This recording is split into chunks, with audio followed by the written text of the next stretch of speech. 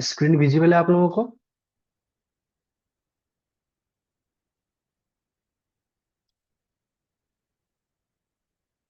Is screen visible guys? आप में से कोई अनम्यूट करके बोल सकते हो? Yes sir. ओके, ठीक।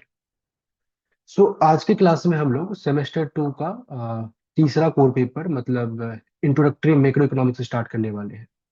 बेसिकली जो फर्स्ट 2 कोर पेपर थे, एक इंटरमीडिएट एमएमई और इंटरमीडिएट स्टैट्स, उनकी पहली क्लास ऑलरेडी मैं ले चुका हूँ, एंड जिसकी रिकॉर्डिंग भी मैंने यूट्यूब पे अवेलेबल करा दिया है। तो जो बच्चे अगर नहीं देखे हैं तो उसको आप वहां से देख सकते हो। और आज की क्लास में हम लोग इंट्रोडक्टरी मैक्रो इकोनॉमिक्स, जो कि आपका कोर पेपर है सेमेस्टर 2 का, उसको हम लोग स्टार्ट करने वाले हैं। सो कंसेप्ट पढ़ने से पहले थोड़ा सा मैं आप लोगों के साथ सिलेबस डिस्कस करना चाहता हूँ कि आपको क्या पढ़ना है, मतलब मेजरली किस चैप्टर पे ज्यादा ध्यान देना है और कौन सा चैप्टर आपके लिए इंपॉर्टेंट है। ठीक है, चलिए। सो मैक्रो इकोनॉमिक्स में ना टोटल 4 यूनिट में डिवाइड किया गया आपका सिलेबस। सबसे पहले अगर मैं यूनिट नंबर 1 की बात करूँ, तो इसमें आपको इंट्रोडक्शन पढ़ना है। अब इंट्रोडक्शन क्या होता है, जैसे late us suppose what is macro economics के क्या सब फैक्टर्स हैं and so on so forth. और नेशनल इनकम के बारे में पढ़ना, एंड नेशनल इनकम। अब नेशनल इनकम में basically accounting of national income, जहाँ पे आप क्लास 12th में आपने ऑलरेडी पढ़ा हुआ है, जहाँ पे आप नेशनल इनकम बेसिकली मेजर करते थे फ्रॉम डिफरेंट मेथड्स से। आप यूज करते थे ग्रॉस वैल्यू एडेड मेथड, जिसको आप प्रोडक्शन मेथड भी कहते थे। फिर आप यूज करते थे एक्सपेंडिचर मेथड, फिर आप करते थे इनकम मेथड। तो आपने 2-3 मेथड सीखे थे सो दैट कि आप क्या करो, जीडीपी को कैलकुलेट कर सको।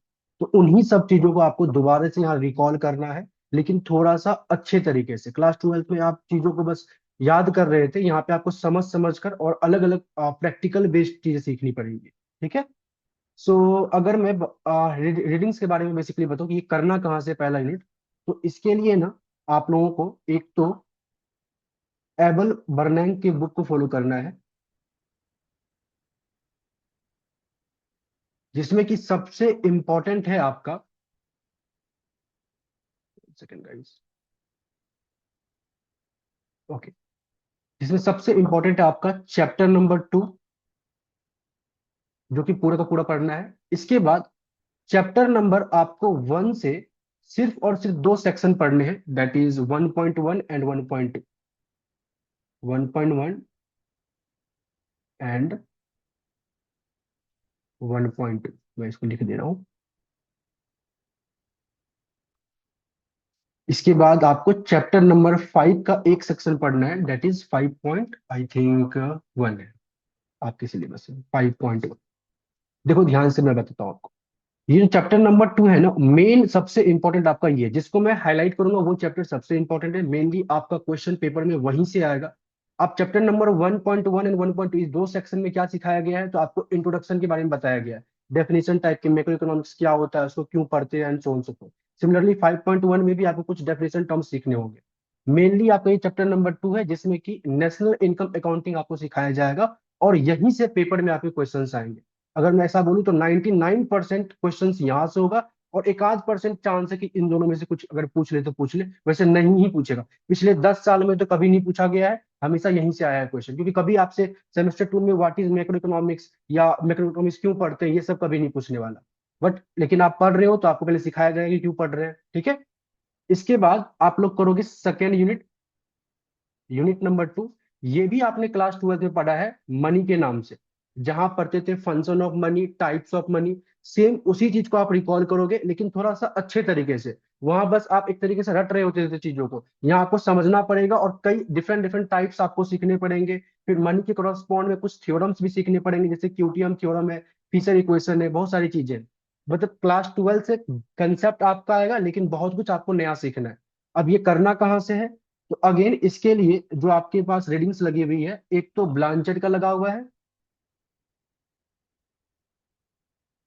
जिससे आपको करना है चैप्टर नंबर 4, बहुत इंपॉर्टेंट।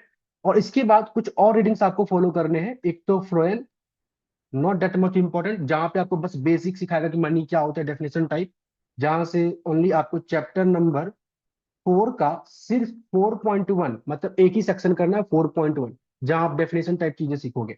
और एक और आपको फॉलो करना है, दैट इज एबल बर्नांग, जिसमें कि आपको चैप्टर नंबर 7 का एक ही सेक्शन 7.1 पढ़ना है। तो देखा जाए तो यूनिट नंबर 2 के लिए जो सबसे इंपॉर्टेंट आपके लिए वो है ये ब्लांचेट का चैप्टर नंबर 4 पूरा का पूरा। मतलब कि 99% क्वेश्चन इसी से आएंगे। एक आध परसेंट चांस है कि आपको व्हाट इज मनी या ये सब पूछ ले, तो आपको ये फ्रेंड से पढ़ना है। मतलब इसमें कुछ थ्योरीज गिवन होगा, डेफिनेशन टाइप टर्म्स का क्या मतलब होता है वो आपको करना है। बाकी पूरा का पूरा जो प्रोसेस है, पूरा का पूरा जो थ्योरम्स है, इक्वेशंस है, वो सब आपको इस ब्लांचेट के बुक से चैप्टर नंबर 4 से करना है। मैं अगेन रिपीट कर रहा हूँ, मैं जिन जिन चैप्टर को हाईलाइट कर रहा हूँ मतलब वो सबसे ज्यादा इंपॉर्टेंट है और उसी पे आपको पूरा फोकस रखना है। इसके बाद अगर मैं थर्ड और फोर्थ यूनिट की मैं बात करूं तो मैं तीसरे और फोर्थ यूनिट को एक साथ लिख रहा हूँ, यूनिट नंबर 3 एंड 4। क्योंकि ये दोनों में ना एक ही चीज गिवन है, तो अलग अलग आप पढ़ोगे ना तो बहुत कुछ अज्यूम करना पड़ेगा। तो आपको अज्यूम ना करना पड़े इसलिए मैं इसको एक ही साथ पढ़ाऊंगा और सीक्वेंस में पढ़ाऊंगा कि पहले मतलब सेकेंड कंसेप्ट को सीखने के लिए जो फर्स्ट कंसेप्ट जरूरी होगा पहले वो सिखाऊंगा, and so on so fourth. तो यूनिट नंबर 3 एंड 4 में मेनली आप IS एंड LM फ्रेमवर्क सीखोगे जो कि बिल्कुल आपके लिए नया है।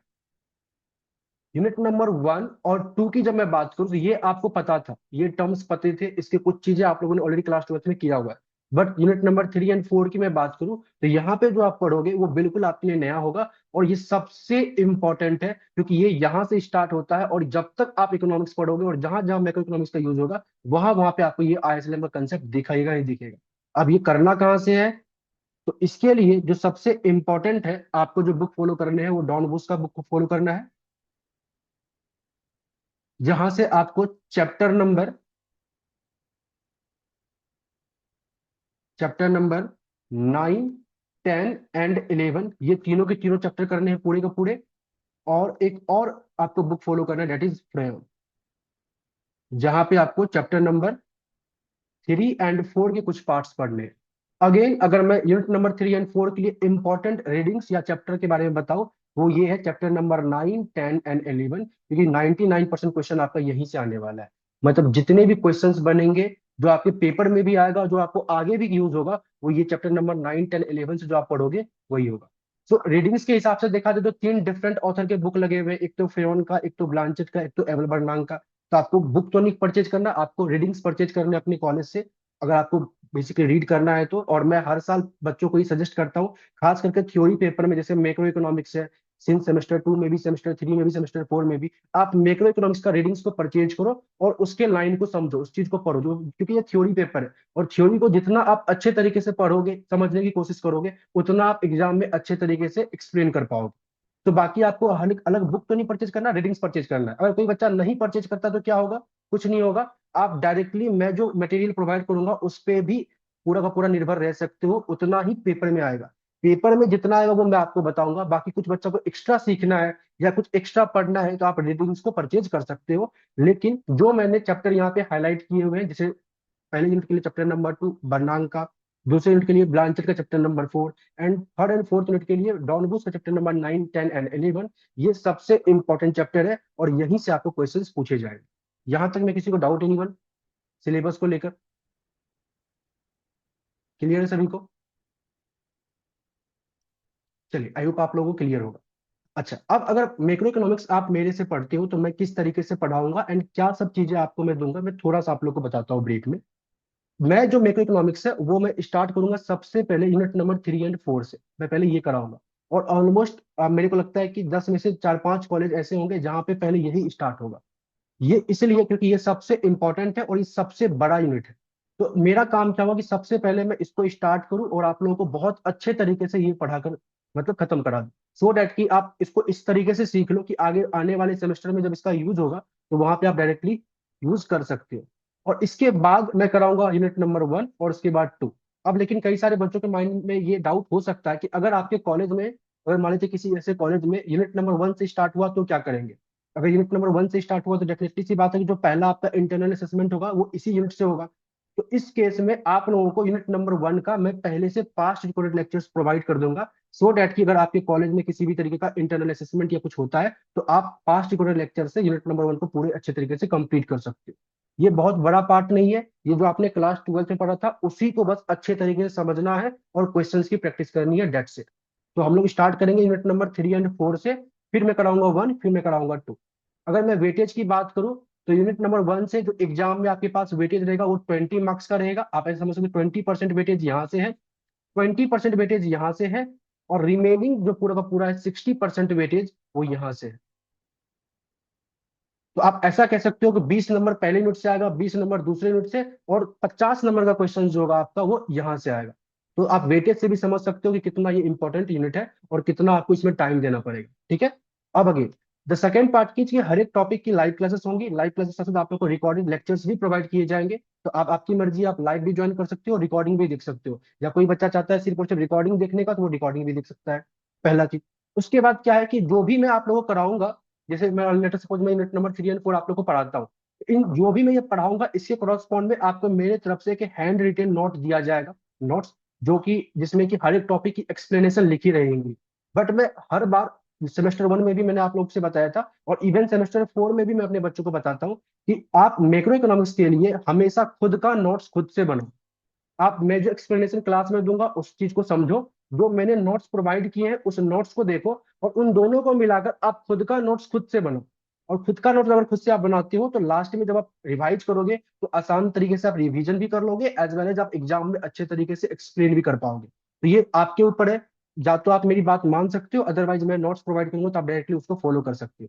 इसके साथ साथ में आपको जो मैंने चैप्टर्स आपको बताया, जैसे कि पहले यूनिट का चैप्टर नंबर 2, सेकेंड यूनिट का आपको चैप्टर नंबर 4, और उसके बाद इसका चैप्टर नंबर 9, 10, 11 जो इंपॉर्टेंट चैप्टर है, इन सभी चैप्टर के रीडिंग्स के बैक सॉल्यूशंस भी मेरी तरफ से दिया जाएगा। जैसे आप लोगों को क्लास सेमेस्टर 1 के अंदर में दिया गया था रीडिंग्स के बैक सॉल्यूशंस, यहाँ पे भी आपको रीडिंग्स के बैक सॉल्यूशन दिया जाएगा, सो डैट कि जो बच्चा रीडिंग्स के क्वेश्चंस को सॉल्व कर रहा है, रीडिंग्स के बैक क्वेश्चंस को सॉल्व कर रहा है, उसको बेसिकली आसानी हो, और डायरेक्टली आप मेरे बुकलेट से मैं जो प्रोवाइड करूंगा आपको सॉल्यूशन, वहां से भी क्वेश्चंस की प्रैक्टिस कर सकते हो। तो ये एक ओवर आइडिया मैंने मतलब और भी आप लोगों को दे दिया कि मैं एक्चुअली में आप लोगों को मैक्रो इकोनॉमिक्स में क्या प्रोवाइड करने वाला हूँ। यहाँ तक में किसी को डाउट ही नहीं बन। सर कोई जो है? आप नोट्स प्रोवाइड करेंगे हैंड हम्म। रिटेन, उनका जो हम्म। लैंग्वेज होगा वो बुकिश लैंग्वेज होगा या नहीं नहीं, सिंप्लीफाइड लैंग्वेज होगा? सिंप्लीफाइड लैंग्वेज होगा जो मैंने अपने तरीके से लिखा है। बुक्स के कीवर्ड्स उसमें ऐड होंगे लेकिन लैंग्वेज होगा मेरा। Okay sir. ठीक है, और कोई डाउट एनी? बाकी जो मैं सॉल्यूशंस प्रोवाइड करूंगा आप लोग को ब्लांचेड का या फिर एबल बर्नान का जो चैप्टर रीडिंग्स के सॉल्यूशंस प्रोवाइड करूंगा, उसमें फुल्ली बुकिश लैंग्वेज यूज किया गया होगा। उसमें अब मैं अपने तरीके से नहीं, जो बुक में जिस करॉस्पॉन्ड में दिया गया है, अगर डॉलर के करॉस्पॉन्ड में गिवन है तो डॉलर के करॉस्पॉन्ड में आंसर होगा। हर चीज मतलब बुकिश लैंग्वेज की तरह होगा, जो जिस हिसाब से बुक में क्वेश्चंस पूछे गए हैं उतना ही आपको सॉल्यूशंस उसी हिसाब से दिए गए हैं। तो डेट की बुक से डायरेक्ट क्वेश्चंस आता है तो आपको बुक्स के टर्म्स को यूज करना ही पड़ेगा। ठीक है। चलिए। सो थोड़ा सा सिलेबस के बारे में अगर आप लोगों को समझ में आ गया है और क्या सब किस तरीके से हम लोग पढ़ेंगे वो समझ में आ गया है, तो हम लोग आज की क्लास को स्टार्ट करते हैं। और सबसे पहले हम लोग स्टार्ट करेंगे यूनिट नंबर 3 और 4 से। सबसे पहले मैं आप लोग को ये पूरा का पूरा कंप्लीट कराऊंगा। इसमें लगभग 15 से 20 क्लास, मतलब आप समझ लो 20 से 25 आवर्स की क्लासेस होंगी, सो डेट कि आप इस यूनिट को अच्छे से कंप्लीट कर पाओ। और उसके बाद फिर हम लोग पहले यूनिट एंड सेकंड यूनिट के ऊपर जाएंगे। ठीक है। चलिए। सो यूनिट नंबर 3 और 4 में जैसा कि मैंने आप लोग को बताया था कि आईएसएलएम फ्रेमवर्क पढ़ना है, तो बट आईएसएलएम पे सीधा जाने से पहले आप लोगों को कुछ बेसिक्स पढ़ना होता है, जो कि ये यूनिट नंबर 3 में सिखाया जाएगा। और यूनिट नंबर 3 में जो सिखाया जाएगा उसको सीखने के लिए अच्छे तरीके से आपको थोड़ा सा क्लास 12th को रिकॉल करना पड़ेगा। अब क्लास 12th को रिकॉल करने के लिए मैं सबसे पहले स्टार्ट करता हूँ मैक्रो इकोनॉमिक्स में। जो सबसे पहले और सबसे अच्छा वर्ड आपने सीखा होगा दैट इज जीडीपी के बारे में। अगर आप सभी को पता होगा जीडीपी क्या होता है, फुल फॉर्म नहीं मतलब मीनिंग, फुल फॉर्म तो सबको पता है gross domestic product, but meaning क्या होता है? दी market value of all final goods and services produced with in a country border, with in a country border of economy in an accounting, या फिर आप इसको फिस्कल ईयर कह सकते हो। मतलब कि एक अकाउंटिंग ईयर में, एक फिस्कल ईयर में, आपके डोमेस्टिक टेरिटरी के अंदर में, मतलब आपके कंट्री बॉर्डर के अंदर में जितने भी final goods and services produce किए गए हैं उन्हीं सभी को जब मैं एक साथ देखता हूँ उनकी मार्केट वैल्यू को, तो उसको जीडीपी कहता हूँ।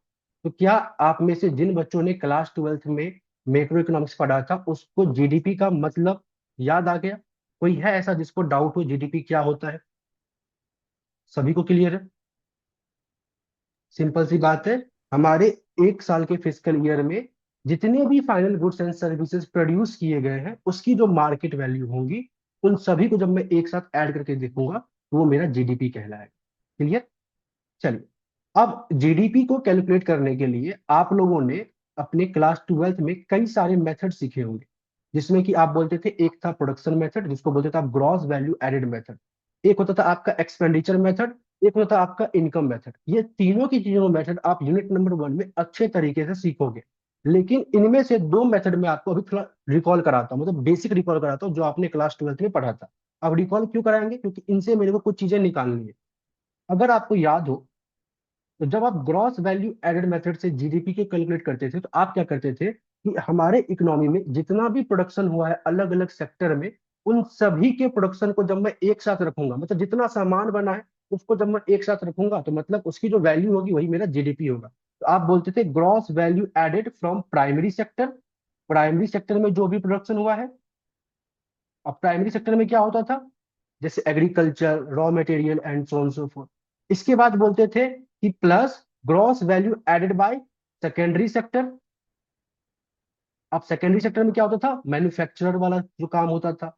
और इसके बाद बोलते थे gross value added by tertiary sector. अब इसमें क्या होता था? जैसे सर्विस वगैरह जो प्रोवाइड करते हो वो सब।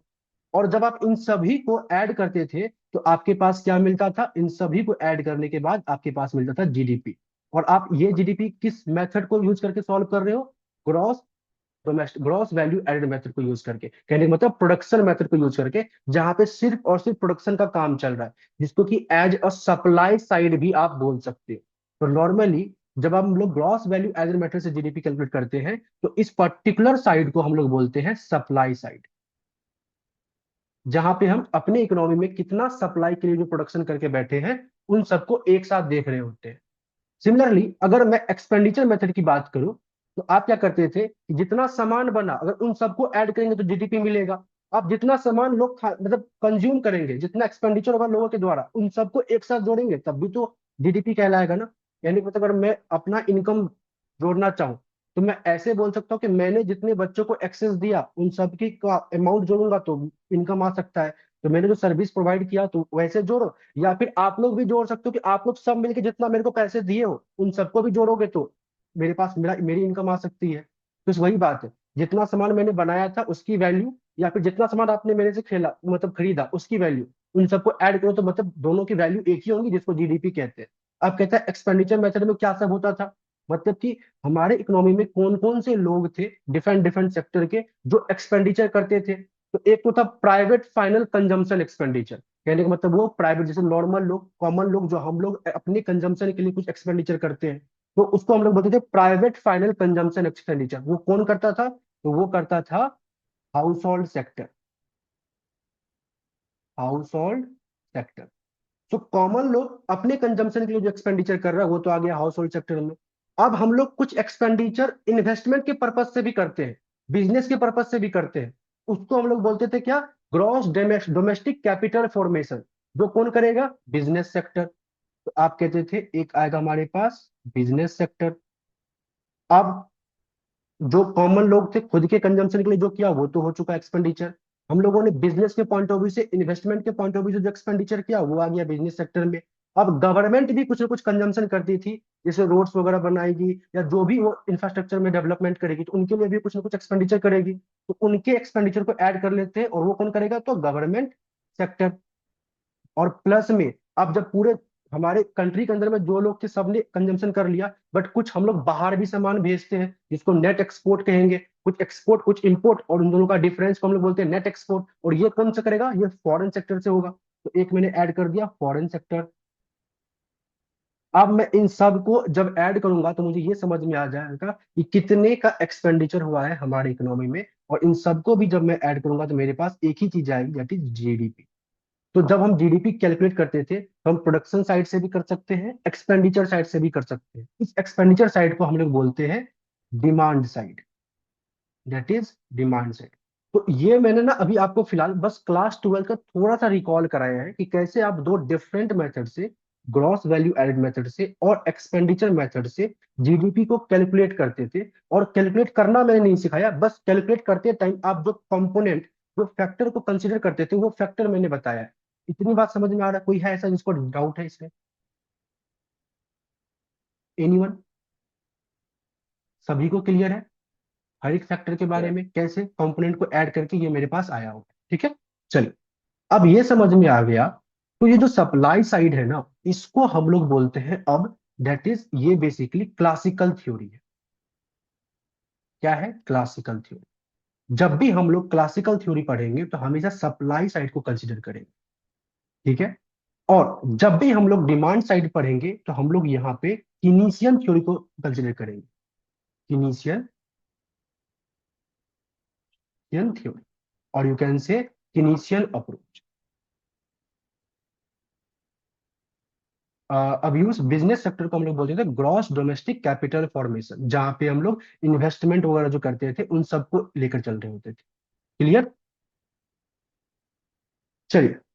सो हम लोगों ने क्या बोला कि सप्लाई साइड को हम लोग बोलेंगे क्लासिकल थ्योरी, डिमांड साइड को हम लोग बोलेंगे किनीशियन थ्योरी। हमें क्या करना है, बारी बारी से यूनिट नंबर 3 और 4 में यही दोनों थ्योरी के बारे में पढ़ना है।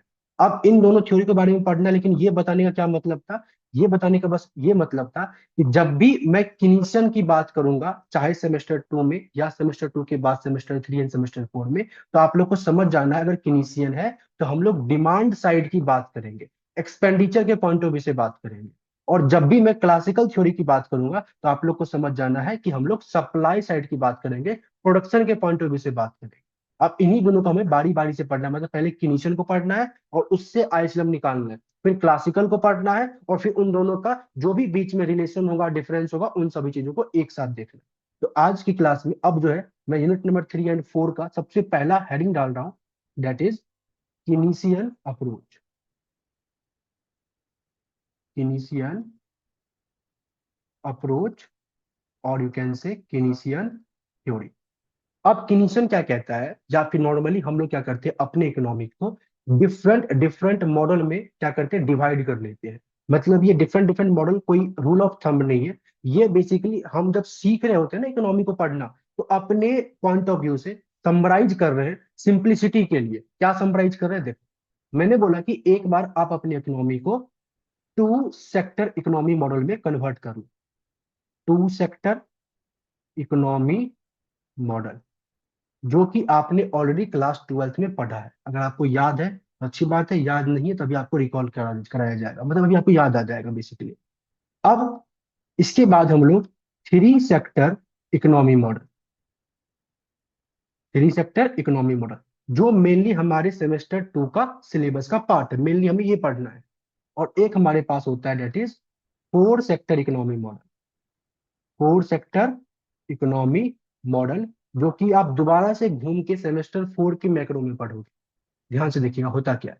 ये कोई यूनिवर्सल नहीं है, मतलब ऐसा, मतलब कोई अगर आप सर्च करोगे मॉडल, इकोनॉमी का मॉडल, तो ये डायरेक्टली ऐसे कुछ आएगा नहीं। ये बस अपने सिंप्लिसिटी के लिए हम लोगों ने ब्रेक किया हुआ है कि हम लोग आसानी तरीके से बारी बारी से इकोनॉमी के हर एक स्टेप्स को समझे। तो जब आप क्लास 12 में थे तो आपको 2 सेक्टर इकोनॉमी मॉडल पढ़ाया गया था। 2 सेक्टर इकोनॉमी मॉडल में क्या कहता था कि अगर आप किनीशियन की बात कर रहे हो, मतलब एक्सपेंडिचर साइड की बात कर रहे हो, और एक्सपेंडिचर साइड में टोटल 4 सेक्टर है, house hold, business, government, foreign, तो आप इसमें से क्या करोगे, शुरुआत के 2 सेक्टर को ही सिर्फ और सिर्फ कंसिडर करोगे। बाकी को आप अज्यूम करोगे कि ये अभी अवेलेबल नहीं है या बाहर है। तो कहने का मतलब है कि जब मैं इस चारों सेक्टर में से सिर्फ और सिर्फ 2 फैक्टर को कंसिडर करूंगा, तो उसको कहते हैं हम लोग 2 सेक्टर इकोनॉमी मॉडल। मतलब 2 सेक्टर इकोनॉमी मॉडल में हम लोग सिर्फ और सिर्फ हाउस होल्ड सेक्टर के बारे में बात करेंगे, प्लस में बिजनेस सेक्टर के बारे में बात करेंगे, और अज्यूम करेंगे कि कोई भी गवर्नमेंट नहीं है और ना ही कोई ट्रेड हो रहा है। गवर्नमेंट नहीं है तो गवर्नमेंट सेक्टर नहीं होगा, और ट्रेड नहीं हो रहा है तो फॉरेन सेक्टर नहीं होगा, जो कि आपने क्लास 12 में पढ़ा है। जब 3 सेक्टर इकोनॉमी मॉडल की बात करते हैं तो यहाँ पे हम लोग बोलते हैं कि अब हाउस होल्ड सेक्टर तो है ही, बिजनेस सेक्टर तो है ही, साथ में अब अपने इकोनॉमी में गवर्नमेंट को भी ऐड कर लेते हैं, तो हमारे पास एक गवर्नमेंट सेक्टर भी आ जाता है। और यहाँ पे अज्यूम करते हैं कि किसी भी तरह का कोई ट्रेड नहीं हो रहा है, तो फॉरेन सेक्टर नहीं है।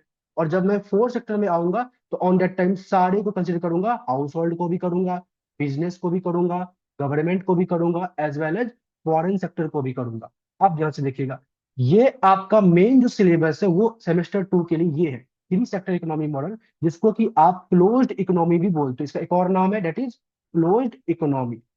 सेमेस्टर 4 में आप पढ़ोगे फोर सेक्टर इकोनॉमी मॉडल, जिसका एक और नाम है ओपन इकोनॉमी। तो पेपर में क्वेश्चन कहां से आएगा, पेपर में इस बार सेमेस्टर 2 में क्वेश्चन आएगा ये थ्री सेक्टर इकोनॉमी मॉडल से। लेकिन थ्री सेक्टर इकोनॉमी मॉडल को समझने के लिए सबसे पहले हमें क्या करना पड़ेगा, इस टू सेक्टर को रिवाइज करना पड़ेगा, रिकॉल करना पड़ेगा, तब तो जाके आप थ्री सेक्टर को समझोगे।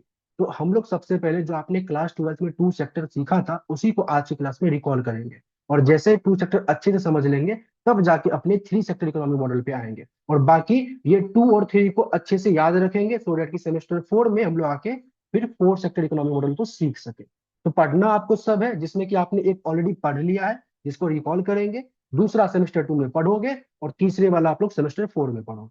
तो आज की क्लास में हम लोग स्टार्ट करने वाले हैं टू सेक्टर इकोनॉमी मॉडल। यहां तक में किसी को कोई भी डाउट है तो आप लोग बेसिकली पूछ सकते हो।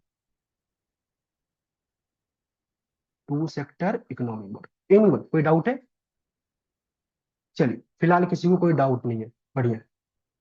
देखिएगा, जैसा कि मैंने बोला कि टू सेक्टर इकोनॉमी मॉडल में दो ही लोग हैं, एक तो है हाउस होल्ड सेक्टर एंड एक है बिजनेस सेक्टर। तो सबसे पहले बात करते हैं हम लोग हाउस होल्ड सेक्टर से। मैंने बोला कि जो हाउस होल्ड सेक्टर है, हाउस होल्ड सेक्टर है वो एक्सपेंडिचर जो कर रहा है उसको क्या बोलते हैं, तो कहता है हाउस होल्ड सेक्टर जो एक्सपेंडिचर करेगा उसको हम लोग बोलते हैं कंजम्पशन एक्सपेंडिचर। कंजम्पशन एक्सपेंडिचर मतलब हम लोग जो भी एक्सपेंडिचर करेंगे उसको कंजम्पशन के पॉइंट ऑफ व्यू से करेंगे, तो उसको हम लोग बोलेंगे कंजम्पशन एक्सपेंडिचर, जिसको कि नॉर्मली कैपिटल सी से रिप्रेजेंट किया जाता है। और हमारे सिलेबस में इन टू सेक्टर इकोनॉमी मॉडल जो आपका कंजम्पशन एक्सपेंडिचर है वो फंक्शन होता है किसका, इनकम का, आपके टोटल इनकम का। जो भी आप अर्न कर रहे हो उस पर्टिकुलर टोटल इनकम का फंक्शन होगा कौन, ये कंजम्पशन। तो हमारे सिलेबस में टू सेक्टर इकोनॉमी मॉडल में जो कंजम्पशन है वो फंक्शन किसका है, टोटल इनकम का। जब थ्री सेक्टर गवर्नमेंट आ जाएगी तो ऑन दैट टाइम फिर कंजम्पशन आपका टोटल इनकम का फंक्शन नहीं बनेगा, फिर आपको पहले इनकम से कोई टैक्स वगैरह देना पड़ेगा, तो फिर डिस्पोजेबल इनकम आएगा तो उसका फंक्शन बनेगा। बट टू सेक्टर में अगर गवर्नमेंट नहीं है तो कोई टैक्स भी नहीं है, तो जो मैं कमाऊंगा उसको मैं खर्च करूंगा, तो हमारा कंजम्पशन किसका होगा, फंक्शन इनकम का। ये तो बिल्कुल सही है। तो अब यहाँ पे जो मेरा टोटल कंजम्पशन होता है ना, इसको हम दो डिफरेंट तरीके से सीखते हैं, मतलब दो डिफरेंट इसके पार्ट्स है। एक पार्ट्स है ऑटोनोमस और एक पार्ट है हमारे पास इंड्यूस्ड। कहता ऑटोनोमस कहने का मतलब क्या है कि आप जो है कई बार आपने कई बार क्या, अभी तक आपके पास ये आप देख रहे होंगे कि आपके पास किसी भी सोर्स ऑफ इनकम नहीं है, कोई भी सोर्स ऑफ इनकम नहीं है, लेकिन फिर भी आप कंजम्पशन तो कर रहे हो। मतलब कि अच्छा, कई बार ना हम लोग इसको एज ए कांस्टेंट के ट्रीट करते हैं, वो कंजम्पशन जो कांस्टेंट रहेगा उसको बोलेंगे ऑटोनोमस। नहीं, ऐसा नहीं है। क्लास 12 में बहुत सारे टीचर ऐसे इसको सिखाते हैं कि अगर वो कंजम्पशन जो कांस्टेंट है उसको ऑटोनोमस कहेंगे, या ऑटोनोमस का मतलब कांस्टेंट होता है, नहीं ऐसा कुछ नहीं है। ऑटोनोमस का बेसिकली मतलब ये है कि जिस टाइम पे आप अपने इनकम के बिना डिपेंड हुए कोई कंजम्पशन कर रहे हो, मतलब वो सारे कंजम्पशन जो आपके इनकम पे डिपेंड नहीं करता, जैसे लेटर सपोज अभी आप लोग जो कर रहे होंगे, या जो क्लास 12 का बच्चा, क्लास 10 तक जो बच्चा करता है, हो सकता है आप में से कई अभी आप लोगों के पास एक सोर्स ऑफ इनकम हो सकता है आपने जनरेट कर लिया होगा, लेकिन जब आप क्लास 10th में थे, क्लास 9th में थे, तो ऑन दैट टाइम तक जो आप कंजम्पशन कर रहे थे तो क्या कुछ इनकम भी अर्न कर रहे थे, नहीं कर रहे थे। तो वो सारा कंजम्पशन आपका क्या था, वो फ्री फ्रॉम इनकम था, वो इनकम पे डिपेंड ही नहीं कर रहा था। तो उस टाइप के कंजम्पशन को हम लोग बोलेंगे ऑटोनोमस कंजम्पशन। वो सारे कंजम्पशन जो कि इनकम का फंक्शन नहीं होगा, वो इनकम पे डिपेंड नहीं करेगा, उस पर्टिकुलर टाइप ऑफ कंजम्पशन को हम लोग ऑटोनोमस कंजम्पशन कहेंगे। तो सबसे पहले ऑटोनोमस कंजम्पशन क्या होता है ये समझ में आ गया, एनी कोई डाउट? चलिए, कोई डाउट नहीं। अब आते हैं इंड्यूस्ड। इंड्यूस्ड कंजम्पशन क्या होता है, इंड्यूस्ड कंजम्पशन होता है वो फंक्शन, वो कंजम्पशन जो आपके प्रॉपर इनकम पे डिपेंड करता हो, मतलब जितना आप अर्न कर रहे हो उसके हिसाब से जो आप खर्च करो इनकम के अकॉर्डिंग, उसको बोलते हैं हम लोग इंड्यूस्ड कंजम्पशन। जब आप अर्न करो, जैसे आप लोगों के जो पिता है, फादर है, वो जो बेसिकली कर रहे हैं, जैसे आप लोग आगे चल के अर्न करोगे तो उसके अकॉर्डिंग जो आप कंजम्पशन करोगे, तो इनकम के अपने अकॉर्डिंग, तो वो बेसिकली कहेगा इंड्यूस्ड कंजम्पशन।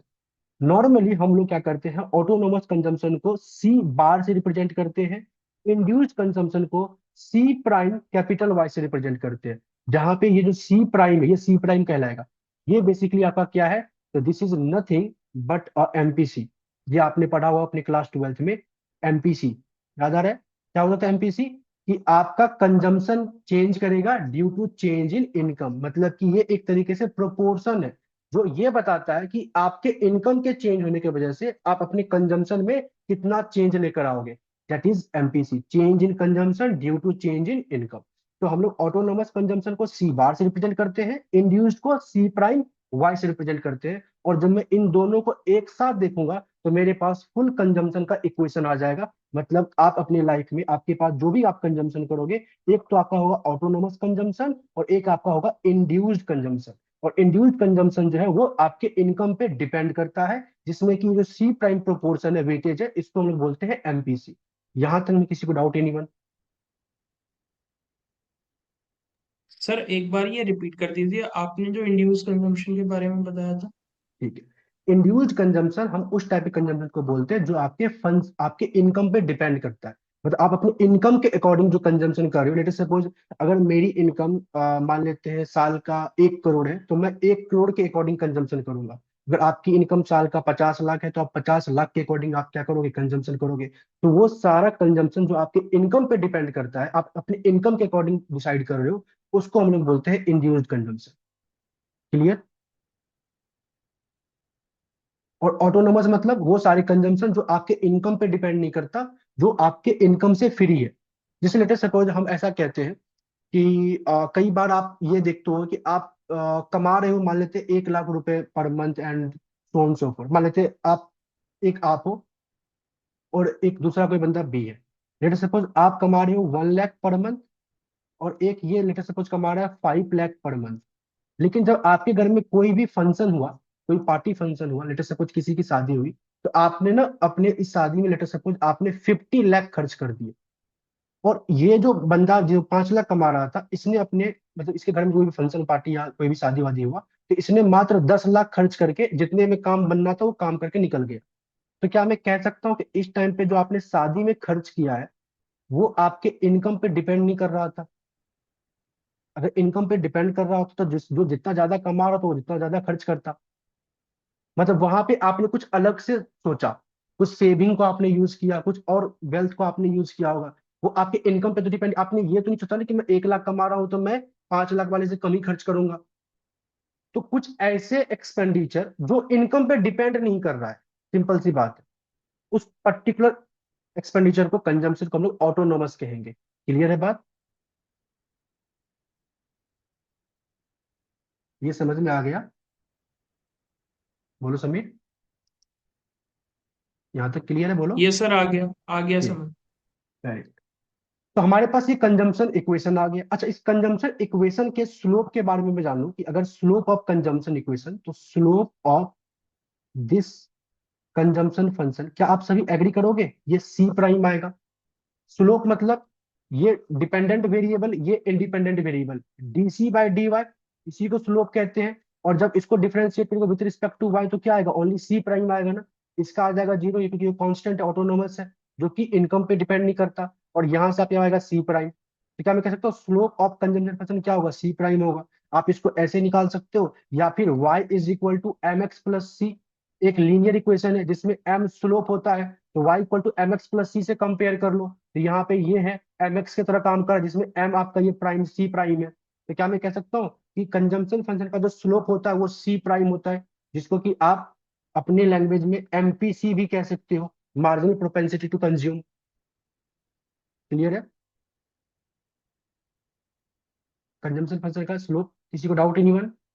चलो, कोई डाउट नहीं है, अब आगे देखते हैं। अब मेरे पास जो कंजम्पशन फंक्शन आया है ना, अब इस कंजम्पशन फंक्शन को मैं ड्रॉ करना चाहता हूँ। आप क्लास 12th में भी इसको ड्रॉ करते थे। आप क्या बोलते करते थे क्लास 12th में? आप बोलते थे कि लेटर सपोज ये इनकम है और ये कंजम्पशन है, आप बोलते थे at zero level of income मैं कुछ ना कुछ कंजम्पशन कर रहा हूँ, मतलब जब मेरे पास इनकम नहीं भी होगा तब भी मैं कुछ ना कुछ कंजम्पशन कर रहा हूँ, मतलब जो कि इनकम पे, वो कंजम्पशन जो इनकम से फ्री है, इनकम पे डिपेंड नहीं करता, तो वो मेरा ऑटोनोमस कंजम्पशन कहलाएगा। और उसके बाद जैसे जैसे मेरी इनकम बढ़ेगी मैं अपने कंजम्पशन को भी बढ़ाऊंगा, और ये मेरा कहलाएगा कंजम्पशन फंक्शन। कहने का मतलब कुछ इस तरीके से, जब at Y equal to zero पे सी इक्वल टू सी बार होगा, और जैसे जैसे फिर y पॉजिटिव आएगा तो ये कंजम्पशन बढ़ता जाएगा, मतलब ये वैल्यू बढ़ती जाएगी। तो इस तरीके से आप एक लीनियर, अगर ये इक्वेशन लीनियर है तो आप एक लीनियर डायग्राम ड्रॉ करते थे, लेकिन एक्चुअली में ये डायग्राम सही नहीं है। अब क्यों सही नहीं है, आप मैं आपको समझाता हूँ। अगर एक बात बताओ, ये एमपीसी है जो मेरे को ये बताता है कि change in consumption due to change in income, क्या आप बोल सकते हो कि एमपीसी जीरो से लेकर वन के बीच में ही लाई करता है, और किसी स्पेशल केस में ये इक्वल टू वन और इक्वल टू जीरो होता था? जीरो से लेके वन के बीच में लाई करने का क्या मतलब है, इसका ये मतलब है कि आप अपने इनकम से कम ही कंजम्पशन करोगे। अगर आपका इनकम मान लेते हैं, अगर आपका ये अगर मान लेते सी प्राइम 0.5 रहता है, इसका क्या मतलब है कि आप अपने इनकम का 50% कंजम्पशन करोगे। सी प्राइम 0.8 रहता है तो आप अपने इनकम का 80% कंजम्पशन करोगे। क्या मैं कभी ऐसा कह सकता हूँ कि सी प्राइम 1.5 हो सकता है? आप अपने इनकम का 1.5 टाइम्स कंजम्पशन करोगे, मतलब आप, आपकी इनकम है 1 रुपए और खर्च कर रहे हो आप 1.5 रुपए, क्या ये पॉसिबल है? तो आपने पढ़ा होगा कि ये जो होता है हमारे पास एमपीसी, ये हमेशा जीरो और वन के बीच में लाई करता है, और किसी किसी स्पेशल केस में या तो जीरो हो सकता है या तो वन हो सकता है, लेकिन ना ही वन से बड़ा होगा और ना ही जीरो से छोटा होगा। और एमपीसी जो सी प्राइम है, यही क्या है, इस इक्वेशन मतलब इस वाले फंक्शन का स्लोप है। आप ध्यान से देखो, मैं यहाँ पे ना ये वाला जो लाइन है इसको रिमूव कर रहा हूँ। अब मैं एक लाइन ड्रॉ करता हूँ कुछ इस तरीके से। 45 डिग्री का मैंने एक लाइन ड्रॉ किया, और 45 डिग्री लाइन क्या कहता है, जहां पे सी और वाई, मतलब ये जो दो वेरिएबल है ये आपस में इक्वल रेशियो में बढ़ रहे होंगे, 1:1 के रेशियो में, जितना सी जितना वाई, मतलब एक तरीके से सिंपल तरीके से आप देखो तो अगर ये एक्स एक्सिस है, ये वाई एक्सिस है, क्या मैं कह सकता हूँ ये Y is equal to X का लाइन है? क्लियर है? बोलो गाइस, अगर मैं एक simple y is equal to X एक इक्वेशन लिखूं तो क्या मैं कह सकता हूँ ये y इक्वल टू एक्स का लाइन है? जीरो पे जीरो, वन पे वन, टू पे टू, थ्री पे थ्री, फोर पे फोर, फाइव पे five, and so on so forth. और अगर ऐसा है तो अगर मैं यहाँ पे इसका स्लोप निकालूं dy/dx तो ये वन आएगा। तो कहने का मतलब इस y इक्वल टू एक्स, ये जो 45 डिग्री लाइन है, इक्वालिटी वाली लाइन है, इसका स्लोप क्या है, वन है। और अगर इसका स्लोप वन है, और आपने ये बोला कि कंजम्पशन फंक्शन का स्लोप सी प्राइम होता है, और सी प्राइम वन से छोटा होता है, तो क्या मैं कह सकता हूं कि सिंस इसका स्लोप वन है और कंजम्पशन फंक्शन का स्लोप वन से छोटा है, तो डेफिनेटली सी बात है कंजम्पशन फंक्शन का जो लाइन बनेगा वो रिलेटिवली इस वाले लाइन से फ्लैटर बनेगा, क्योंकि अगर स्लोप कम है तो डायग्राम रिलेटिवली फ्लैटर, कुछ ऐसा। अब ये जो आपके पास आएगा, ये आएगा आपके पास कंजम्पशन फंक्शन का डायग्राम, जो कि है सी बार प्लस में सी प्राइम वाई। अब आपको समझ में आया था कि पहले जो हम लोग रैंडमली ऐसे इनकम ऐसे कंजम्पशन और बोलते थे at zero level of income पे ये सी बार ऑटोनोमस कंजम्पशन होगा, और इस तरीके से स्ट्रेट लाइन खींच देते थे, ये गलत क्यों है? क्योंकि इस तरीके से जब आप स्ट्रेट लाइन खींच रहे हो ना, तो कहने का मतलब क्या है कि इस पर्टिकुलर लाइन का स्लोप आप वन से बड़ा है बता रहे हो, क्योंकि वन वाला स्लोप ये होता है। अगर आप इससे भी स्टीपर बना देते हो तो मतलब इसका स्लोप आपने बड़ा बता दिया, मतलब सी प्राइम को आप ग्रेटर देन वन बता रहे हो, और इसका ये पॉसिबल ही नहीं हो सकता। अगर आप 10 रुपए कमाओगे तो आप मैक्सिमम 10 ही खर्च कर सकते हो, 15 खर्च नहीं कर सकते, तो इसलिए ये लाइन क्या है, गड़बड़ है, मतलब रॉन्ग है। इतनी बात समझ में आ गई?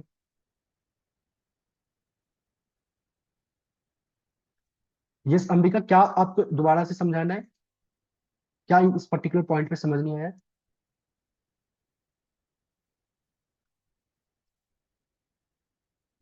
बताओ, क्या क्वारी सर है ये इसमें? जो ब्लू वाला फिर ग्राफ है, ये कोई ग्राफ नहीं है, नहीं, ये बस सिर्फ ये ये, जो रेड हाँ वाला है, ये सिर्फ यही है। हाँ हाँ, ये ब्लू वाला जो ग्राफ है ये बस एक ऐसा लाइन है जो आपके ये दोनों वेरिएबल के इक्वालिटी को बता रहा है, जिसपे स्लोप वन है, मतलब y इज इक्वल टू सी और c इक्वल टू y, आप ऐसा कह सकते। क्लियर? Okay sir. सर अगर इसको ना बनाए तो भी कोई इशू थोड़ी है? नहीं नहीं, इश्यू नहीं है, बट इसको बनाओगे तो आप अच्छे से रिप्रेजेंट कर पा रहे हो कि जो आपका कंजम्पशन फंक्शन है वो आपने इससे फ्लैटर रखा है, तो मतलब आप बता पा रहे हो इस कंजम्पशन फंक्शन का जो स्लोप होगा वो 1 से छोटा होगा। Okay sir. ठीक है अंबिका, मैंने ये बताया था कि इस कंजम्पशन फंक्शन का स्लोप है सी प्राइम, और सी प्राइम हमेशा 0 और 1 के बीच में लाई करता है। तो अगर सी प्राइम 0 और 1 के बीच में लाई करता है तो मतलब इस कंजम्पशन फंक्शन का स्लोप हमेशा 1 से छोटा होगा। तो कंजम्पशन फंक्शन हमेशा इस इक्वालिटी वाली लाइन से रिलेटिवली फ्लैटर होगी, क्योंकि इस इक्वालिटी वाली लाइन का जो स्लोप है वो 1 है, क्योंकि ये 1:1 के रेशियो में चेंज हो रहा है। अगर y को 1 से बढ़ाओगे तो c भी 1 से बढ़ेगा इस ब्लू लाइन पे, अगर y को 2 से बढ़ाओगे तो c भी 2 से बढ़ेगा। तो यहाँ पे क्या है, स्लोप 1 है, और आप कंजम्पशन फंक्शन का स्लोप कह रहे हो 1 से छोटा। तो जो कंजम्पशन फंक्शन का डायग्राम बनेगा वो रिलेटिवली क्या बनेगा, इस वाले लाइन से रिलेटिवली फ्लैटर बनेगा। दैट्स वाई ये डायग्राम थोड़ा फ्लैटर बना हुआ है। पहले आप नॉर्मली क्या करते थे, इस तरीके से स्ट्रेट लाइन खींच देते थे, तो ये गलत था। अब क्लियर हुआ अंबिका?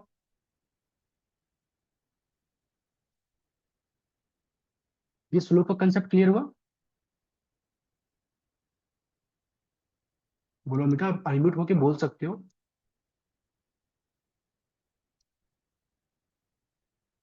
सर। ओके, ठीक है। आपको कोई भी डाउट हो किसी को भी आप लोग अनम्यूट होके पूछ सकते हो। ठीक है, चलिए। तो जैसे ही हम लोगों ने कंजम्पशन बना लिया, मतलब कंजम्पशन क्या होता है, हाउस होल्ड क्या करेगा, कंजम्पशन एक्सपेंडिचर करेगा। कंजम्पशन क्या होगा, फंक्शन इनकम का होगा। इसके दो फैक्टर्स होते हैं, ऑटोनोमस इंड्यूस्ड। ऑटोनोमस जो इनकम पे डिपेंड नहीं करता, इंड्यूस्ड जो इनकम पे डिपेंड करता है। इन दोनों को ऐड करेंगे तो हमारे पास कंजम्पशन फंक्शन आ जाएगा, जिसका इक्वेशन क्या है, सी बार प्लस में सी प्राइम वाई। और इस कंजम्पशन फंक्शन का स्लोप क्या है, तो सी प्राइम है। और इसको इस तरीके से हम लोग क्या कर सकते हैं, ड्रॉ कर सकते हैं। तो हाउस होल्ड सेक्टर जो करेगा वो हम लोगों ने सीख लिया। अब second sector, that is business sector. Business sector से पूछा गया कि आप जो एक्सपेंडिचर करोगे, मतलब कोई भी जो बिजनेसमैन एक्सपेंडिचर करता है किस मोटिव से करता है, कंजम्पशन के मोटिव से या इन्वेस्टमेंट के मोटिव से? डेफिनेटली सी बात है, इन्वेस्टमेंट के मोटिव से। तो बिजनेस सेक्टर जो एक्सपेंडिचर करेगा वो उसको हम लोग कहेंगे इन्वेस्टमेंट एक्सपेंडिचर। इन्वेस्टमेंट एक्सपेंडिचर, जिसको कि हम लोग कैपिटल आई से रिप्रेजेंट करते हैं। और आपके सिलेबस में ये अज्यूम किया गया है कि जो इन्वेस्टमेंट एक्सपेंडिचर होगा वो ऑटोनोमस होगा। ऑटोनोमस का बेसिकली मतलब क्या है, ये इनकम पे डिपेंड नहीं करता है। तो मतलब ऑटोनोमस एक सिंगल फिगर होगा। तो अगर वो सिंगल फिगर होगा तो इसको अगर मेरे को ड्रॉ करना है तो कुछ इस तरीके से मैं ड्रॉ कर सकता हूं। मैं बोलूंगा ये रहा इनकम, ये रहा इन्वेस्टमेंट। और सिंस इन्वेस्टमेंट एक ऑटोनोमस है जो इनकम पे डिपेंड नहीं करता, तो वो एक क्या होगा, पैरेलल टू एक्स एक्सिस, एक कोई भी लाइन होगा, जो भी आई बार की वैल्यूज होगी वो एक सिंगल लाइन होगा। कुछ इस तरीके से क्लियर है, मतलब ये कुछ इस तरीके का दिख रहा होगा आपको, y = 2 का लाइन, y = 5 का लाइन, जो कि एक्स पे डिपेंड ही नहीं कर रहा। कुछ इस तरीके से। इन्वेस्टमेंट एक्सपेंडिचर समझ में आया? कोई है ऐसा जिसको डाउट?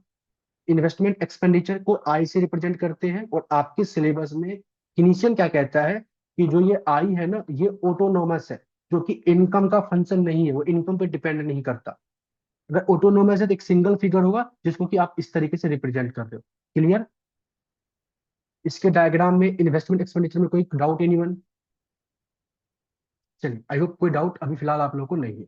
तो अगर कोई डाउट नहीं है तो हमने क्या बोला कि जब टू सेक्टर इकोनॉमी मॉडल की बात हो रही थी, टू सेक्टर इकोनॉमी मॉडल की जब बात हो रही थी, तो आप ये कहते थे कि दो सेक्टर है, हाउस होल्ड सेक्टर और बिजनेस सेक्टर। मैंने बोला हाउस होल्ड सेक्टर क्या एक्सपेंडिचर करता है, तो कंजम्पशन एक्सपेंडिचर करता है। बिजनेस सेक्टर क्या करता है, तो इन्वेस्टमेंट एक्सपेंडिचर करता है। तो हाउस होल्ड का एक्सपेंडिचर और बिजनेस का एक्सपेंडिचर दोनों को ऐड कर देंगे तो हमारी इकोनॉमी में क्या आ जाएगा, एग्रीगेट एक्सपेंडिचर। तो याद करो क्लास 12 में आप पढ़ते थे C+I, और एग्रीगेट एक्सपेंडिचर जगह पे आप एग्रीगेट डिमांड लिखते थे। अभी भी आप कई सारे बुक में रीडिंग्स में देखोगे कि इसको C+I को AD लिखा गया है, तो ये गलत नहीं है, लेकिन आपको AD नहीं लिखना क्योंकि AD कुछ और आएगा। तो यहाँ पे अभी आप लोगों को क्या करना है, एग्रीगेट एक्सपेंडिचर लेकर चलना है। C+I मतलब मैंने अपने सेक्टर, अपने इकोनॉमी के अंदर में जितने सेक्टर थे उन सबका जब एक्सपेंडिचर को जोड़ा तो मेरे पास क्या आया, एग्रीगेट एक्सपेंडिचर आया, AE = C+I। अब मैं इसको थोड़ा ब्रेक करना चाहूँ तो ब्रेक कर सकता हूँ। मतलब जो मेरा AE होगा, C मतलब कंजम्पशन, कंजम्पशन क्या था, एक तो ऑटोनोमस, एक तो इंड्यूस्ड, और प्लस आई, आई क्या था, ऑटोनोमस आई बार, क्योंकि गिवन था कि आई क्या हुआ, ऑटोनोमस हुआ, इन्वेस्टमेंट ऑटोनोमस हुआ। सो AE = मैं क्या कर रहा हूं, इस C बार और I बार को ऐड करके एक सिंगल वेरिएबल लिख रहा हूं, दैट इज A बार। और प्लस सी प्राइम वाई को जैसे का तैसा मैंने रहने दिया, और मैंने यहाँ पे लिख दिया वेयर जो मेरा ए बार है इसको हम लोग बोलेंगे सी बार प्लस में आई बार। मतलब जो भी ऑटोनोमस कंजम्पशन होगा और जो भी ऑटोनोमस इन्वेस्टमेंट होगा उन सब का एडिशन हमारे पास आया ए बार, और ए बार को हम लोग बोलते हैं autonomous component of A. Simple सी बात है, जहां पे कि जितने भी ऑटोनोमस कंपोनेंट था उन सब का ये समेशन है ए बार। अगर ये समझ में आ गया तो कहने में तो क्या मैं कह सकता हूँ कि एग्रीगेट एक्सपेंडिचर का जो मेरे पास इक्वेशन आएगा वो क्या आएगा, ए बार प्लस में सी प्राइम वाई। इसमें किसी को डाउट एनीवन? जिसमें कि अगर मैं इसका स्लोप निकालूं तो अगेन मैं, अगर आप लोग सभी एग्री करो, अगर मैं अगेन इसको डिफरेंशिएट करूंगा विद रिस्पेक्ट टू वाई तो ये तो जीरो बन जाएगा, और यहां से क्या आएगा, ओनली सी प्राइम आएगा। तो सी प्राइम एग्रीगेट एक्सपेंडिचर का भी स्लोप होगा in two sector economy model. यहां तक क्लियर है? C prime is the slope of aggregate expenditure. आप इसको y is equal to M X plus C से कंपेयर करोगे तब भी आप कर सकते हो। सी मतलब कांस्टेंट मतलब ए बार, और एम एक्स मतलब यहाँ पे इसमें एम रहता है स्लोप, यहाँ पे सी प्राइम रहेगा स्लोप। तो स्लोप ऑफ ए मेरे पास क्या आया, सी प्राइम आया। क्लियर है? एग्रीगेट एक्सपेंडिचर का इक्वेशन ये कैसे आया ये समझ में आ गया? बड़ा सिंपल था, बस सर एडिशन किया एई रहता के स्लोप को एमपीसी भी बोल सकते हैं? है। बिल्कुल भी कह सकते हैं। Okay sir. ठीक है, लेकिन एमपीसी ना बोलते हुए आप इसको ना स्लोप ऑफ ए ही कहना। आप ऐसे एमपीसी में आप क्या बोलते थे, कंजम्पशन में चेंज आएगा due to change in income. लेकिन यहाँ पे आप क्या बोलोगे, टोटल एक्सपेंडिचर में चेंज आएगा due to change in income. आप यहाँ पे इसको एमपीसी अभी तो बोल सकते टू सेक्टर इकोनॉमिक मॉडल में, लेकिन मतलब से डेफिनेशन से समझ कर। जब कंजम्पशन फंक्शन का सी प्राइम आया तो वो क्या बोलता था, कंजम्पशन में क्या चेंज आएगा due to change in income. और ये क्या बोलेगा, एग्रीगेट एक्सपेंडिचर में क्या चेंज आएगा due to change in income. Clear है? Yes sir. चलिए, अब अगर ये क्लियर है, मैं दोनों का डायग्राम बनाता हूँ। लेट सपोज मैंने यहाँ पे एक रफ वर्क लिख रहा हूँ, एक सिंपल आप लोग के समझने के न्यूमेरिकल टर्म्स में। मैंने बोला कि आपके पास सी बार जो कि एक ऑटोनोमस कंपोनेंट है 500 गिवन है, आई बार जो कि इन्वेस्टमेंट का ऑटोनोमस कंपोनेंट है वो 200 गिवन है, इसके बाद सी प्राइम गिवन है 0.5। तो क्या मैं कह सकता हूँ, अगर मेरे पास ये तीन वैल्यूज गिवन है तो इस तीन वैल्यूज से क्या मैं कह सकता हूँ जो मेरा कंजम्पशन फंक्शन बनेगा वो क्या होता था, सी बार प्लस में सी प्राइम ऑफ वाई। तो C is equal to, C bar कितना है 500 प्लस में सी प्राइम 0.5 इंटू में वाई। क्लियर है? बोलो, क्या कंजम्पशन फंक्शन यहाँ पे समझ में आ गया कैसे बना? एग्री करते हो? तो अगर मैं यहाँ पे लिखूं इनकम और यहाँ पे लिखूं कंजम्पशन और इस वाले इक्वेशन को ड्रॉ करूं तो क्या मैं कह सकता हूँ at y equal to zero पे जो c की वैल्यू होगी, at y equal to zero पे जो c की वैल्यू होगी वो 500 के बराबर होगी। और 500 क्या है आपका, c बार है। तो मैंने कहा at y equal to zero पे जो वैल्यू होगी वो c बार होगी। और जैसे जैसे y आपका इंक्रीज करेगा अब ये कंजम्पशन इंक्रीज करता जाएगा। तो मैं यहाँ पे क्या कर रहा हूँ, एक इक्वालिटी वाला लाइन बना रहा हूँ, और मुझे पता है कि इस इक्वालिटी वाले लाइन का जो स्लोप होता है वो 1 होता है। अभी मैंने आप लोग को बताया था ये एक इक्वालिटी है, y इक्वल टू ए। मान लेते हैं यहाँ पे एग्रीगेट एक्सपेंडिचर लिखा गया, ठीक है। तो डेफिनेटली सी बात है, यहाँ पे जो डायग्राम बनेगा कंजम्पशन का वो इससे रिलेटिवली फ्लैटर बनेगा कुछ ऐसा। ये जो मेरे पास आया किसका आया फंक्शन, कंजम्पशन फंक्शन का डायग्राम आया। इतनी बात समझ में आ रहा है? मैंने अभी सिंपली क्या किया है, इस वाले इक्वेशन का डायग्राम को ड्रॉ किया जो कि कंजम्पशन फंक्शन जो अभी हम लोग ऊपर भी किए थे सेम टू सेम। यहाँ तक क्लियर? बोलो। और अगर मैं यहाँ पे एग्रीगेट एक्सपेंडिचर निकालूं तो क्या मैं कह सकता हूँ एग्रीगेट एक्सपेंडिचर क्या होगा, ए बार प्लस में सी प्राइम वाई। और ए बार क्या होता था, सी बार प्लस में आई बार। मतलब सी बार और आई बार को जोड़ते थे तो मेरे पास ए बार आता था। तो 500 प्लस में 200 700 होगा ए बार। सी प्राइम तो 0.5 है और वाई जैसा का तैसा, तो ये रहा मेरे पास ए। तो क्या मैं कह सकता हूँ आज ए का जब मैं डायग्राम बनाऊंगा at Y equal to zero पे जो ए होगा वो 700 होगा, और ये सी प्राइम 500 था तो 700 इसके ऊपर कहीं ना कहीं आ रहा होगा। तो at Y equal to zero पे जो ए होगा वो 700 होगा, जिसको कि आपने बोला लेटर सपोज वो ए बार था। ठीक है। और फिर उसके बाद जैसे जैसे y बढ़ेगा तो ये ए भी आपका क्या बढ़ेगा, बढ़ता जाएगा। और सिंस यहाँ पे भी स्लोप 0.5 था और यहाँ पे भी स्लोप 0.5 था, तो दो इक्वेशन का अगर स्लोप सेम है, वो दोनों इक्वेशन आपस में पैरेलल होंगे। तो मैंने क्या किया, यहाँ पे इस तरीके से एक डायग्राम को ड्रॉ किया। अब ये जो मेरे पास डायग्राम ड्रॉ हुआ है, जो आपस में पैरेलल दिख रहे हैं, ये एग्रीगेट एक्सपेंडिचर का डायग्राम है। और क्या अगर आप सभी एग्री करो तो क्या मैं कह सकता हूँ ए बार और सी बार इनके बीच का जो डिफरेंस है वो क्या है, आई बार है। अगर ये 500 था तो इसमें आपने 200 ऐड कर दिए थे, 200 क्या था, आई बार का, तो आपके पास ये आ गया था। ये क्लियर है, मतलब 500 में जब 200 ऐड किए तो आप 700 तक पहुंचे। तो इन दोनों के बीच का जो डिफरेंस वो क्या है, इन्वेस्टमेंट का जो डिफरेंस है। तो ये था सी बार और ये था ए बार।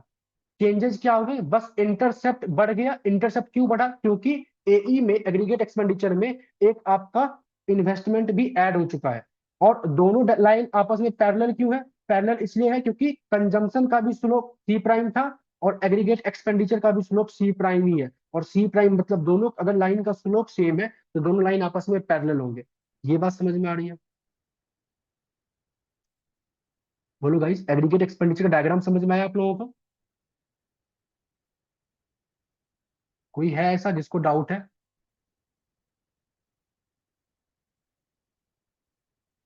क्लियर है सभी को? चलिए, अगर आप सभी को ये क्लियर है तो अब हम लोग आते हैं इक्विलिब्रियम कंडीशन निकालते हैं।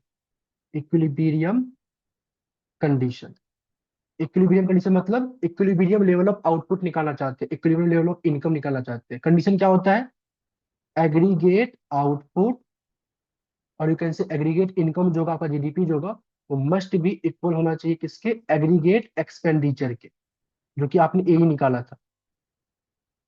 एग्रीगेट आउटपुट को हम लोग वाई से रिप्रेजेंट करते हैं। एग्रीगेट एक्सपेंडिचर हमने अभी देखा था क्या था, सी प्लस में आई। तो y इज इक्वल टू सी, मेरे पास क्या था, सी बार प्लस में सी प्राइम y, और i क्या था, तो i बार था। इसके बाद y is equal to C बार और i बार के एडिशन को हम लोग a बार लिखते थे और प्लस में सी प्राइम y। अच्छा, अब y इस सी प्राइम y को इस तरफ शिफ्ट कर लेंगे और ये मेरे पास आएगा a बार। अब इनमें से अगर जब मैं y को कॉमन लूंगा तो इस तरफ बचेगा 1 माइनस में C prime which is equal to a bar. और इसके बाद हमारे पास क्या आएगा, y equal to a bar upon में 1 माइनस सी प्राइम। तो मेरे पास अभी जो बेसिकली बॉक्स में आपको दिखेगा, this is nothing but a equilibrium condition. Equilibrium condition किसके लिए, और इक्विलिब्रियम लेवल ऑफ आउटपुट के लिए। क्लियर है? जहां पे मेरे पास ये ए बार क्या है, where A bar is nothing but में सी बार प्लस में आई बार, मतलब autonomous component of consumption plus में ऑटोनोमस कंपोनेंट ऑफ इन्वेस्टमेंट। ये क्लियर है सभी को, इक्विलिब्रियम कंडीशन वाला सिनेरियो? अगर डायग्रामेटिकली देखा जाए तो कुछ इस तरीके से होगा। ये मेरे पास इनकम है, ये मेरे पास एग्रीगेट एक्सपेंडिचर है। हमें पता है, एक लाइन मैंने ड्रॉ कर दिया जहां पे y और a आपस में इक्वल है, जिसको इक्वालिटी लाइन कहते हैं। और ये मैंने ड्रॉ कर दिया एग्रीगेट एक्सपेंडिचर का डायग्राम, जो अभी आपने सीख के आप आए हो कि at zero level of income पे आपका इंटरसेप्ट होगा ए बार। और कुछ इस तरीके से एग्रीगेट एक्सपेंडिचर डायग्राम फिर चलता जाएगा। क्या मैं कह सकता हूँ, ये वो पॉइंट है जिस पॉइंट पे y और a आपस में इक्वल है, तो यहां से मेरे पास जो भी इक्विलिब्रियम लेवल आएगा वो इक्विलिब्रियम लेवल ऑफ इनकम होगा। इस पर्टिकुलर पॉइंट से पीछे आपका जो ए लाइन है वो बड़ा है और आउटपुट वाला लाइन छोटा है। तो मैं क्या कह सकता हूँ, इस पर्टिकुलर पॉइंट से पीछे आपका जो एग्रीगेट आउटपुट है वो लेस देन एग्रीगेट एक्सपेंडिचर है, और इस पर्टिकुलर पॉइंट के आगे आपका जो एग्रीगेट आउटपुट है वो ग्रेटर देन एग्रीगेट एक्सपेंडिचर है। क्लियर है? और सिर्फ और सर ये सिर्फ, एक बार दोबारा एक्सप्लेन कर दीजिए ठीक है, प्लीज। मैंने एक इक्वालिटी वाली लाइन ड्रॉ की थी y इक्वल टू ए, और इस लाइन पे हमेशा y और a आपस में इक्वल है, ये समझ में आया? Yes sir. फिर हमने अभी एग्रीगेट एक्सपेंडिचर का निकाला था इक्वेशन, ये वाला, जहां पे at y equal to zero पे इंटरसेप्ट होगा ए बार ए का। और जैसे जैसे y पॉजिटिव होगा तो ये डायग्राम बनेगा कुछ इस तरह, ये वाला डायग्राम दिखता है। तो मैंने क्या किया, एग्रीगेट एक्सपेंडिचर का डायग्राम ड्रॉ कर दिया एट जीरो पे, ये रहा इंटरसेप्ट।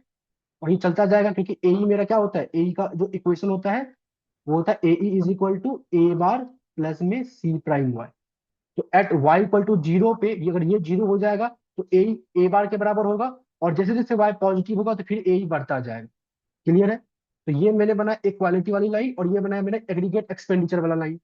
अब मुझे ये देखना है कि कौन से पॉइंट पे ए ई और वाई आपस में इक्वल है। तो क्या मैं कह सकता हूँ वो सिर्फ और सिर्फ एक यही पॉइंट है, क्योंकि इस पूरे लाइन पे हमेशा वाई और ए आपस में इक्वल है। तो ये और ये आपस में बस एक ही पॉइंट पे इंटरसेक्ट कर रहे हैं, तो मतलब ये बस वही सिंगल पॉइंट है जहाँ पे वाई और ए आपस में इक्वल है। क्लियर? यस सर, हो गया क्लियर। ठीक है, इससे पीछे आप देखोगे तो ए वाला लाइन ऊपर है और ये लाइन नीचे है। तो इस पर्टिकुलर पॉइंट से पीछे आपका एग्रीगेट एक्सपेंडिचर ज्यादा है और आउटपुट कम है, और इस पर्टिकुलर पॉइंट से आगे आपका एग्रीगेट एक्सपेंडिचर कम है और आउटपुट ज्यादा है। क्लियर है ये सर, ये बातें? और इक्विलिब्रियम इस वाई ई निकालने का फॉर्मूला क्या होता है? Y is equal to A bar plus में one minus A bar upon में वन माइनस सी प्राइम। ये अभी हम लोगों ने क्या किया है, डिराइव किया है। जहां पे ए बार क्या है तो सी बार प्लस में आई बार। क्लियर? चलिए, इतनी बात समझ में आ गई। मान लेते हैं एक लेटर सपोज हमारे पास क्वेश्चन होता है, कहता है in two sector economy model we have consumption function C is equal to 500 plus में 0.5 times of Y, and I bar investment autonomous investment है, लेट अस सपोज 200। कुछ इस तरीके से बोला गया, आपको बोला find out find out equilibrium level of output. तो अगर आप सभी एग्री करो, अगर इसको मैं सॉल्व करना चाहता हूं, तो हमें पता है क्या बोला गया है इक्विलिब्रियम लेवल ऑफ आउटपुट निकालने के लिए। और equilibrium level of output condition क्या होता है? y इक्वल टू में ए बार अपॉन में वन माइनस सी प्राइम। क्या मैं कह सकता हूं कि हमारे पास जो कंजम्पशन फंक्शन गिवन है इसमें ये 500 क्या है, सी बार? बोलो, आई बार कितना है? 200। और सी प्राइम कितना है? 0.5।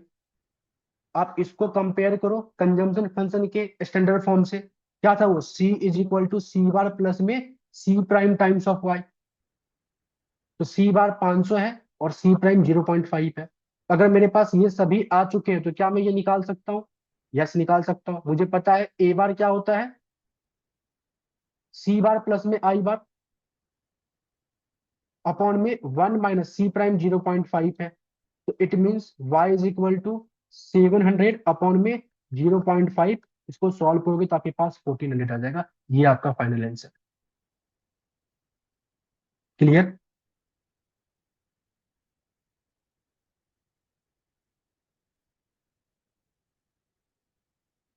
बताता हूँ अस्मित, आपने बोला देखो यहाँ पे ये जो ब्लू लाइन है ये इक्वालिटी वाली लाइन आपने ड्रॉ किया है। इक्वालिटी वाली लाइन का बेसिकली मतलब होता है, इसका जो डिग्री है 45 डिग्री है। ये बेसिकली बताता है कि जो आपका वेरिएबल है ना X axis and Y axis पे, ये आपस में इक्वल होंगे इस पूरे पर्टिकुलर लाइन पे। और ये जो रेड कलर वाला लाइन आपने ड्रॉ किया ये सिर्फ और सिर्फ एग्रीगेट एक्सपेंडिचर का लाइन आपने ड्रॉ किया है। क्लियर है? अब आपको ये देखना है कि कौन से पॉइंट पे ए और वाई आपस में इक्वल है। तो क्या मैं कह सकता हूँ कि ये बस एक ऐसा पॉइंट है जहां पे ए और वाई आपस में इक्वल है। क्लियर? क्योंकि ये जो ए लाइन है वो इसी पर्टिकुलर पॉइंट पे कट हो रहा है।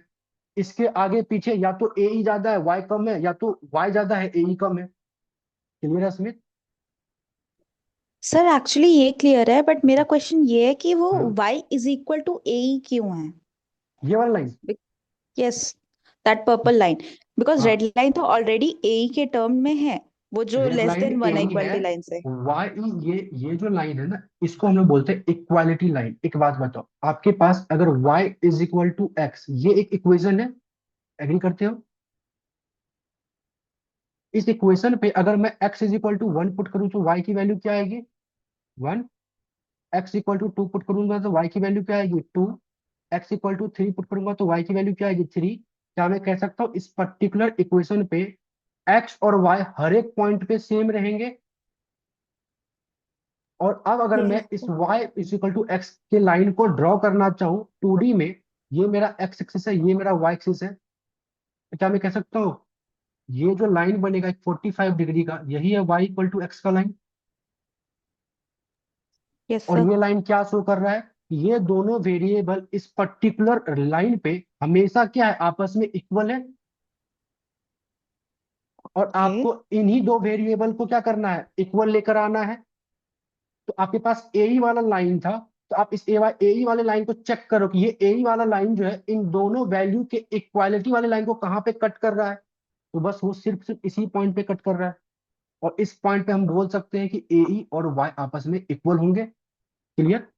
और सिंपल सी बात है ना, मान लो ये लाइन है y इक्वल टू ए वाला, और ये लाइन है ओनली ए वाला। और दो लाइन आपस में जहां पे भी इंटरसेक्ट कर रहे हैं, क्या मैं कह सकता हूँ वहां पे जो y और x होगा, दो वेरिएबल होगा, वो आपस में इक्वल ही होंगे। कोऑर्डिनेट्स आपस में इक्वल होंगे। मतलब कि इस पर्टिकुलर पॉइंट पे इस वाले लाइन का भी y और a सेम होगा, और इस वाले लाइन का भी y और a सेम होगा। क्लियर। Yes sir. और कोई डाउट एनीवन? चलिए, और कोई डाउट नहीं है तो अब हम लोग थोड़ा और आगे बढ़ते हैं। तो अब हम लोगों ने क्या किया था, अगर हमारे पास इक्विलिब्रियम कंडीशन ये फॉर्मूला आ जाए, इस फॉर्मूला को हम लोग यूज करके ये निकाल सकते हैं। इसमें किसी को डाउट इस क्वेश्चन में कोई है ऐसा? चलिए, तो ये बेसिकली क्या, इक्विलिब्रियम लेवल ऑफ आउटपुट निकालने का फॉर्मूला है in two sector economy model, जो हम लोगों ने डिराइव करके निकाला है। अब ये जब निकाल लिया, तो आपने एक और कंसेप्ट पढ़ा होगा अपने क्लास 12 में, दैट इज मल्टीप्लायर के बारे में। मल्टीप्लायर क्या होता था, ये बोलता था change in equilibrium level of income due to change in autonomous component of AE, मतलब एग्रीगेट एक्सपेंडिचर। कहने का मतलब क्या है कि आपके एग्रीगेट एक्सपेंडिचर का जो ऑटोनोमस कंपोनेंट है, मतलब ए बार में कौन कौन से कंपोनेंट थे, सी बार और आई बार, उसके चेंज होने की वजह से जो आपके इनकम में चेंज आएगा, वो बताएगा मेरे को मल्टीप्लायर। अगर आपको याद हो तो इसको हम लोग अल्फा से रिप्रेजेंट करते हैं। इसका मतलब क्या है, change in equilibrium level of income due to change in A bar, और जिसको कि आप क्लास 12 में 1/(1 - c') भी कहते थे, और यही आपका मल्टीप्लायर का फॉर्मूला होता था। याद आ रहा है? अब अगर याद नहीं है, इसको तो प्रूफ भी करते हैं। अभी हम लोगों ने ये निकाला था कि इक्विलिब्रियम लेवल ऑफ इनकम क्या होगा, y is equal to A bar upon में 1 - c'। अभी ये रिजल्ट निकाल के लाए थे, equilibrium condition y equal to A bar upon में 1 - c'। और हमें क्या चेक करना है कि ए बार के चेंज होने की वजह से इनकम में क्या चेंज आएगा। तो क्या मैं कह सकता हूँ, इसके निकालने के लिए मैं इसको डिफरेंशिएट कर देता हूँ both side with respect to A bar. तो मेरे पास जो डी वाई अपॉन में डी ऑफ ए बार आएगा, वो क्या आएगा, 1/(1 - c')। और यही तो मेरा क्या है, अल्फा है, change in income due to change in A bar. Clear है? किसी को डाउट एनी वन इसमें? बोलो। अब इसका इंटरप्रिटेशन क्या होता, अगर मान लेते इसकी वैल्यू 2 आती, अगर ये जो अल्फा है इसको सॉल्व करके इसकी वैल्यू 2 आती, तो इसका क्या मतलब होता, इसका मतलब होता है कि ए बार वाले कंपोनेंट में अगर आप 1 यूनिट से चेंज करते हो, तो आपका इनकम जो है वो 2 टाइम्स से चेंज होगा। ये बात समझ में आ रही है? अगर आप इसको 1 से चेंज करते हो तो आपका इनकम 2 यूनिट से चेंज होगा, अगर ये 2 आता है तो। अगर ये 3 आता है तो, अगर आप ए बार को 1 से चेंज करोगे तो आपका इनकम 3 यूनिट से चेंज होगा, 3 टाइम्स से चेंज होगा। ये क्लियर है सभी को? अब अगर मान लेते हैं सेम क्वेश्चन में, इन दी एबव क्वेश्चन, अगर ऐसा बोल देता, इन दी एबव क्वेश्चन जो अभी ऊपर सॉल्व किए थे, इफ न्यू इन्वेस्टमेंट जो है विच इज आई बार, ये 500 हो जाए, then find out multiplier change in income and new equilibrium income. आपने तीन चीज पूछा कि अगर, अच्छा एक बात बताओ, क्या मैं कह सकता हूँ आई बार, अगर न्यू इन्वेस्टमेंट आई बार 500 था और पहले आपके पास इन्वेस्टमेंट कितना था, यहाँ पे 200 था, तो आई बार में चेंज आया है 300 का। आई बार क्या है, ए बार का कंपोनेंट ही तो है, ए बार में ही तो आई बार था, तो कहने का मतलब ए बार में चेंज आया ना 300 का। तो अगर चेंज आया है ए बार में, तो क्या मैं बोल सकता हूँ उसके वजह से इनकम में चेंज आएगा। तो इनकम में जो चेंज आएगा, तो वो इनकम में कितने से चेंज आएगा, वही आपसे पूछा गया है। और नया इक्विलिब्रियम इनकम क्या होगा वो आप मेरे को बताओ। और यहाँ पे पहले मल्टीप्लायर बताओ क्या होगा। तो क्या मैं कह सकता हूँ हमारे पास जो कंजम्पशन फंक्शन था, C is equal to 500 plus में 0.5 टाइम्स ऑफ वाई, यही तो था देखे, हाँ यही 0.5 टाइम्स ऑफ वाई। तो इसमें मेरे पास सी प्राइम क्या था, 0.5। मल्टीप्लायर का फॉर्मूला क्या होता है, 1/(1 - C प्राइम)। तो 1/(1 - 0.5), ये आ जाएगा 2 टाइम्स, मतलब 2 आ जाएगा बेसिकली सॉल्व करके। तो मल्टीप्लायर मेरे पास क्या आ गया, 2 आ गया। और हमें एक और चीज पता है कि dy/d(a)बार यही होता है मेरा अल्फा। और dy/d(a)बार, मेरे को dy मतलब चेंज इन इनकम जानना है, और d(a)बार मेरे को पता है। अगर आप सभी एग्री करो, तो पहले इन्वेस्टमेंट आपका था 200, ये रहा आई बार 200। अब इन्वेस्टमेंट आपका हो गया 500, तो कोई मेरे को बताएगा कि चेंज इन इन्वेस्टमेंट कितने का हुआ है, बोलो गाइस। अगर पहले आई बार की वैल्यू 200 था, अब 500 है, तो चेंज इन इन्वेस्टमेंट कितने का हुआ है, बोलो। 300। सर 300 का। 300। तो क्या मैं कह सकता हूँ कि चेंज इन ए बार भी हुआ होगा 300 का, क्योंकि ए बार निकालते कैसे थे, सी बार प्लस में आई बार। तो पहले आपके पास था 500 प्लस में 200, तो ये था 700। लेकिन अब नया वाला कितना क्या होगा, 500 प्लस में 500, तो 1000। तो चेंज इन ए बार कितना हुआ, 300 का। तो मेरे पास चेंज इन ए बार की वैल्यू पता है 300, अल्फा की वैल्यू पता है 2, तो क्या मैं यहाँ से चेंज इन इनकम डीवाई निकाल सकता हूँ, दैट इज व्हाट, 600। तो एक आंसर मेरे को बोला गया था मल्टीप्लायर बताओ, वो बता दिया। इनकम में क्या चेंज आएगा वो बता दिया। अब बोला अब न्यू इनकम क्या होगा वो बताओ। तो न्यू इनकम कैसे निकालेंगे, क्या मैं कह सकता हूँ जो मेरे पास ओल्ड इनकम आया था, उसमें मैं चेंज इन इनकम को ऐड कर दूं। ओल्ड इनकम मेरा आई थिंक 1400 था, इनकम में चेंज आया है 600 का। तो अब मेरे पास ये जो 2000 आएगा, ये मेरे पास न्यू इनकम आएगा। देखो ओल्ड इनकम मेरे पास कितना था, 1400 का। और ए बार के कंपोनेंट में चेंज होने की वजह से जो इनकम में चेंज आया वो 600 का आया प्लस का। तो अब जो नया इनकम रहा होगा वो 2000 रहा होगा। क्लियर है। अच्छा, आप कोई चाहता इसको ना, आप ऐसे भी बना सकते थे डायरेक्टली, ये वाला फॉर्मूला यूज करके, y is equal to A bar upon में 1 माइनस में सी प्राइम। और यहाँ पे आप ए बार में नया वाला लिखते हैं सब कुछ, 500 प्लस में 500 अपॉन में 1 - 0.5।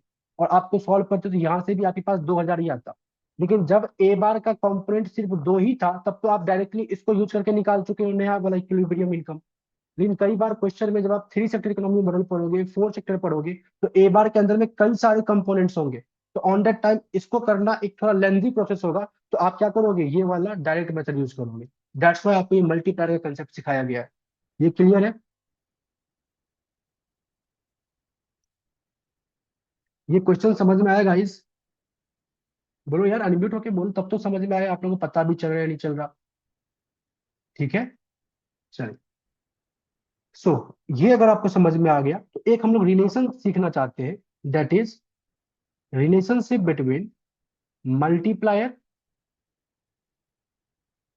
जिसको कि आप अल्फा कहते हो, and MPC, marginal propensity to consume, जिसको कि आप सी प्राइम कहते हो। मतलब कि मल्टीप्लायर और सी प्राइम में क्या रिलेशनशिप होगा वो हम लोग जानना चाहते हैं। अगर आप सभी एग्री करो, तो क्या मैं कह सकता हूँ वाई मेरे पास क्या था, या छोड़ो वाई छोड़ो, अल्फा मेरे पास क्या था, 1/(1 - C प्राइम), अभी निकाले थे अल्फा की वैल्यू, यही है मेरा अल्फा। और मेरे को अल्फा और सी प्राइम, मतलब दो वेरिएबल है, एक तो अल्फा एक तो सी प्राइम, इनके बीच का रिलेशनशिप जानना है। तो क्या मैं कह सकता हूँ रिलेशनशिप जानने के लिए मैं इसको डिफरेंशिएट कर देता हूँ, both side with respect to C prime. तो डी अल्फा अपॉन में डी सी प्राइम जब मैं करूंगा, ये क्या आ जाएगा, 1/c प्राइम का स्क्वायर -1 और -1, एक तरीके से याद आएगा 1/1 - c प्राइम का स्क्वायर। और सिंस सी प्राइम जो है वो 0 और 1 के बीच में लाई करता है, तो ये हमेशा पॉजिटिव रहेगा, वैसे भी स्क्वायर टर्म में तो पॉजिटिव रहेगा, तो ओवरऑल टर्म इसकी हमेशा पॉजिटिव आएगी। ये डेरिवेटिव तो सबको पता है ना, तो ये ऐसा जिस पर डाउट इस डेरिवेटिव में with respect to C prime differentiate किए हैं। क्लियर है सभी को? चलिए, अगर क्लियर है तो अगर मेरे पास फर्स्ट और डेरिवेटिव पॉजिटिव आया तो क्या मैं कह सकता हूँ there is a direct relationship between what alpha and C prime. इसका क्या मतलब है कि अगर सी प्राइम आपका बड़ा होगा तो अल्फा बड़ा होगा, और अल्फा जितना बड़ा होता है उतना आपके इनकम में चेंज आएगा बड़ा। जैसे फॉर एग्जांपल मैं आपको समझाता हूँ, यहाँ पे जब अल्फा की वैल्यू 200 थी तो चेंज इन इनकम कितना आया? 3 इंटू में 200, 600 आया। अगर अल्फा की वैल्यू यहाँ पे 3 होती तो क्या मैं कह सकता हूँ चेंज इन इनकम फिर 900 आता? अल्फा की वैल्यू 4 होती तो चेंज इन इनकम 1200 आता। तो अल्फा जितना बड़ा होगा उतना आपका चेंज इन इनकम बड़ा आएगा। और अल्फा और सी प्राइम में डायरेक्ट रिलेशनशिप है, तो सी प्राइम जितना बड़ा होगा तो अल्फा उतना ही बड़ा होगा और उससे चेंज इन इनकम उतना ही ज्यादा आएगा। ये बात क्लियर है? इस रिलेशनशिप से ये समझ में आ रहा है सभी को? Yes sir. जितना अल्फा बड़ा, या ऐसे समझो जितना सी प्राइम बड़ा उतना ज्यादा अल्फा बड़ा आएगा। और अभी हमने देखा कि अल्फा जितना बड़ा आएगा उतना ही आपका इनकम भी, चेंज इन इनकम भी बड़ा आएगा।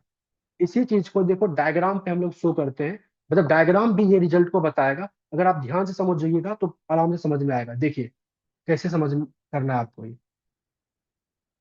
बस प्लीज जो भी मैं पूछूंगा ना आप लोग एक्टिव होकर थोड़ा रिप्लाई करना, क्योंकि मैं पूछ रहा होता आप लोग रिप्लाई नहीं कर रहे होते हो, इसलिए थोड़ा एक्टिव होकर रिप्लाई करना। मान लेते हैं ये लेटर सपोज हमारे पास इनकम है, और ये लेटर सपोज मेरे पास एग्रीगेट एक्सपेंडिचर है, और मैंने यहाँ पे एक लाइन ड्रॉ कर दिया इक्वालिटी वाला, जहां पे y और ए, ये ऐसा लाइन है जिस लाइन पे y और ए हमेशा आपस में इक्वल है। तो मैं यहाँ पे लिख देता हूँ इस पर्टिकुलर लाइन पे y और ए आपस में हमेशा इक्वल है। ठीक है, चलिए अब मैं यहाँ पे लिखता हूँ मेरे पास एक एग्रीगेट एक्सपेंडिचर में डायग्राम बनाऊंगा ए ई नॉट, जिसका की ऑटोनोमस कंपोनेंट है ए बार, सी प्राइम है सी प्राइम नॉट, और इनकम लेवल है y। और एक और मैं एग्रीगेट एक्सपेंडिचर का डायग्राम बनाना चाहता हूँ ए ई वन, जिसका ऑटोनोमस कंपोनेंट है ए बार, सी प्राइम है सी वन और वाई। क्या मैं कह सकता हूँ ये इक्वेशन नंबर मान लेते हैं 0 है और ये इक्वेशन नंबर 1 है, तो इन दोनों ही इक्वेशन में डिफरेंस क्या है इस सी प्राइम और सी वन का? और मैंने यहाँ पे एक चीज और मेंशन कर दिया कि जो आपका सी प्राइम 1 है इसकी वैल्यू बड़ी है in compare to C naught से। आप ध्यान से देखिएगा मैं क्या बोल रहा हूँ, ए बार दोनों का सेम है, इनकम तो नॉर्मल होगा तो सेम है ही। डिफरेंस अलग क्या है एग्रीगेट एक्सपेंडिचर में? जो इक्वेशन नंबर 0 है उसमें जो सी प्राइम है वो सी नॉट है, और जो इक्वेशन नंबर 1 है उसमें सी प्राइम सी वन है। और मैंने बोल दिया कि सी प्राइम बड़ा है in compare to C naught, मतलब कुछ ये ऐसा दिख रहा होगा कि पहला वाला जो एग्रीगेट एक्सपेंडिचर है ना ए नॉट ए ई नॉट, वो कुछ ऐसा होगा 500 प्लस में 0.5 टाइम्स ऑफ वाई। और ये वाला जो होगा ना ए ई वन, ये कुछ ऐसा रहा होगा 500 प्लस में 0.6 टाइम्स ऑफ वाई। आप समझ में आ रहा है? बोलो गाइस। ठीक है, अगर मैं इस ए ई नॉट को स्टार्ट यस करूंगा, सर। ए ई नॉट को ड्रॉ करूंगा, तो क्या मैं कह सकता हूँ एट वाई इक्वल टू 0 पे जो ए ई नॉट होगा वो ए बार होगा। तो ए बार से स्टार्ट होगा और स्ट्रेट लाइन एक डायग्राम ड्रॉ किया जाएगा। तो मैंने बोला कि एट वाई इक्वल टू 0 पे ये ए बार से मान लेते स्टार्ट हो रहा है और कुछ इस तरीके से मान लेते ड्रॉ हो रहा है। ये मैंने क्या बनाया, ए ई नॉट का डायग्राम बनाया, जो कि क्या हो रहा है ए बार से ही स्टार्ट हो रहा है और कुछ तरीके से आगे बढ़ रहा है। अच्छा एक बात बताओ, क्या मैं एक बात और आप लोगों से जान सकता हूँ कि जब मैं ए ई वन का डायग्राम बनाऊंगा तो ये भी एट वाई इक्वल टू 0 से ए बार से ही स्टार्ट होगा और एक स्ट्रेट लाइन बनेगा, लेकिन वो लाइन इस वाले लाइन से रिलेटिवली स्टीपर होगा। एक बात बताओ, इसका स्लोप क्या है 0.5 और इसका स्लोप है 0.6। जिस जिस लाइन का ज्यादा स्लोप होता है वो रिलेटिवली स्टीपर बनता है। ये बात क्लियर है सभी को? Yes sir. बोलो। तो क्या मैं कह सकता हूँ कि जो नया ये वाला जो लाइन बनेगा जिसको मैं ग्रीन कलर से बनाता हूँ, मतलब ए ई वन, वो भी स्टार्ट तो होगा ए बार से ही, लेकिन उसकी स्लोप जो होगी वो कुछ रिलेटिवली स्टीपर होगी, मतलब स्लोप ज्यादा है तो इसका डायग्राम रिलेटिवली स्टीपर होगा।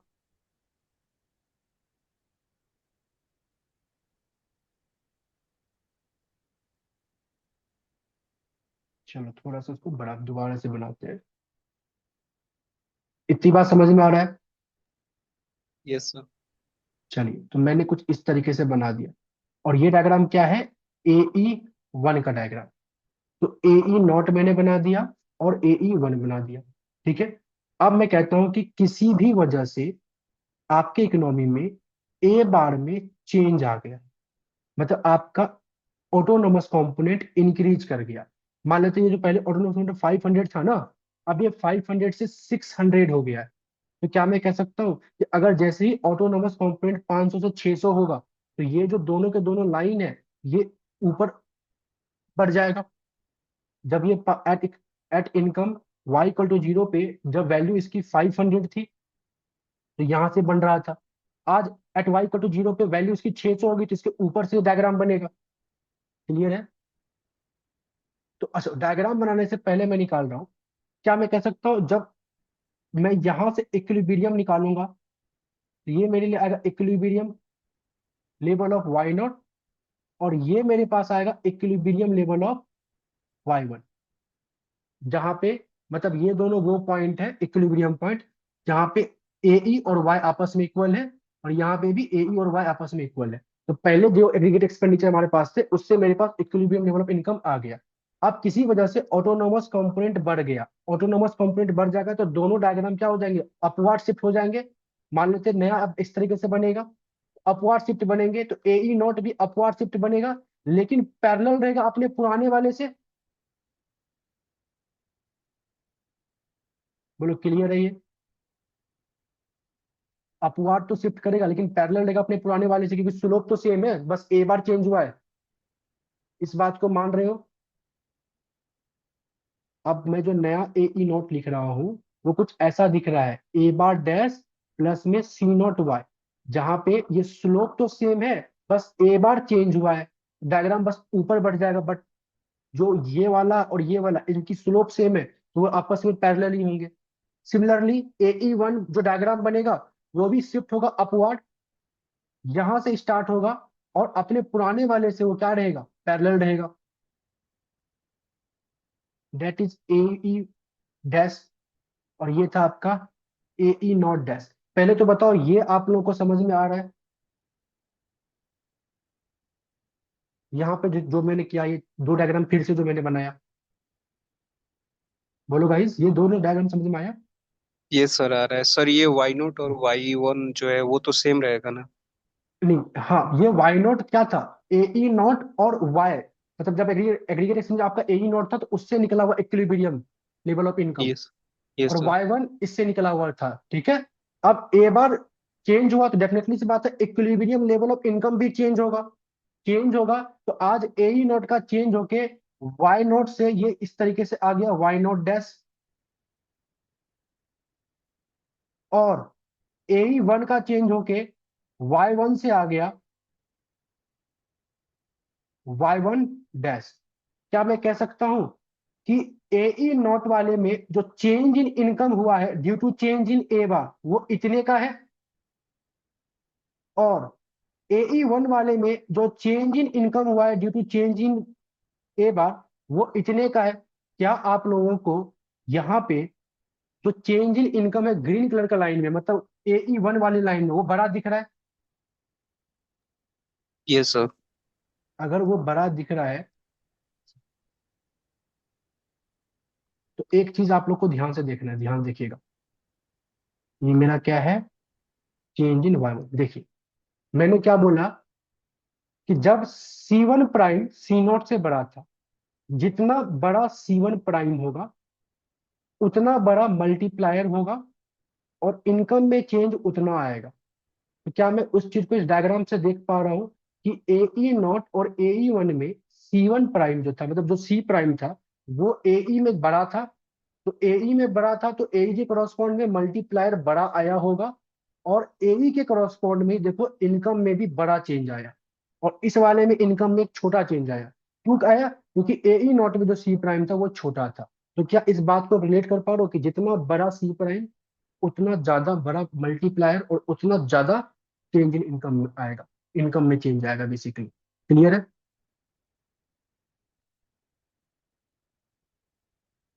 ये बात समझ में आ गया आप लोगों को? डायग्राम से दिख रहा है ये चीज जो हम लोगों ने ऊपर रिलेशन ये निकाला था? Yes sir. चलिए, तो अगर ये दिख रहा है तो this is all about the concept of two sector economy model. इससे ज्यादा आपको टू सेक्टर में कुछ नहीं पढ़ना है। दो सेक्टर में बिजनेस और हाउस होल्ड थे। हाउस होल्ड क्या करता था, बिजनेस क्या करता था, वो आपने निकाला, दोनों का डायग्राम बनाया, आपने इक्विलिब्रियम कंडीशन निकाला, फिर आपने मल्टीप्लायर को इंट्रोड्यूस किया और उसको अच्छे तरीके से सीखा। ये पूरा का पूरा आपका क्या था, टू सेक्टर इकोनॉमी मॉडल, जो कि आपने क्लास 12 में पढ़ा था, उसको मैंने आपको रिकॉल कराया। डेफिनेटली सी बात है, आपने इतना अच्छे तरीके से क्लास 12 में बिल्कुल नहीं पढ़ा होगा। वहां पे आप चीजों को बस याद कर रहे होते तो वहां पे बस सिंपल तरीके से देख रहे होते थे। लेकिन यहाँ पे आप सबका डेरिवेशन अच्छे तरीके से आपने समझा, कैसे वो काम कर रहा है और सही तरीके से कैसे काम करेगा, वो सब आपने देखा है। अब इसके आगे हम लोग जो भी करेंगे नेक्स्ट क्लास में करेंगे। फिलहाल के लिए आप लोगों को कोई भी डाउट हो तो आप मेरे से पूछ सकते हो, और जो भी नेक्स्ट क्लास होगा वो और सिर्फ रजिस्टर्ड स्टूडेंट के साथ होगा। और अगर आप में से कोई भी रजिस्टर करना चाहता है तो दिए गए नंबर 6203360410 पे आप व्हाट्सएप करके डिटेल्स ले सकते हैं। फिलहाल मैं रिकॉर्डिंग पॉज कर रहा हूँ, कोई भी डाउट हो तो आप लोग पूछ सकते हैं।